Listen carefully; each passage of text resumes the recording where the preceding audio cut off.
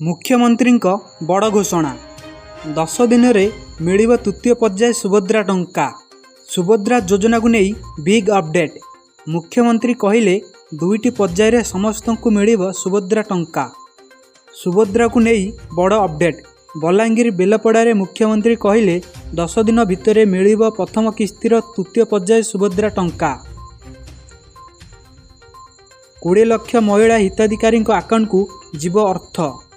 उपमुख्यमंत्री सूचना खारज होइतिबा आवेदन रीचेकिंग पाई कमिटी गठन। समस्त योग्य हिताधिकारी को मिलिब टंका।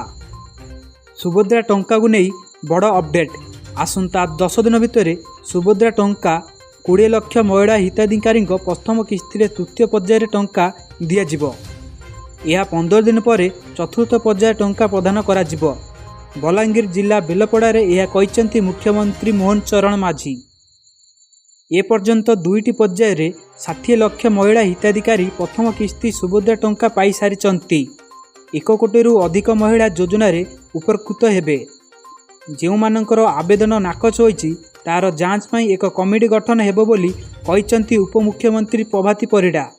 केही जणे भी योग्य हिताधिकारी जेमिति वंचित न हुअंती ताहा सरकारक दायित्व बोली कहिसेंती।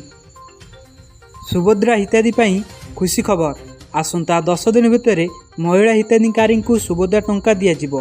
20 लाख महिला को प्रथम किस्तिर तृतीय पर्याय टंका प्रदान करा जिवो बोली बलांगीर ग्रस्त अवसर में घोषणा करिसेंती मुख्यमंत्री मोहन चरण माझी।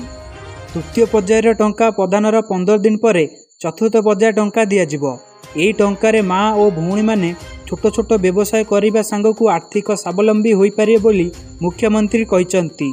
से कहिसेंती दुईटी पर्याय रे एपर्यंत 60 लाख महिला अकाउंट को टंका दिया जाइछि।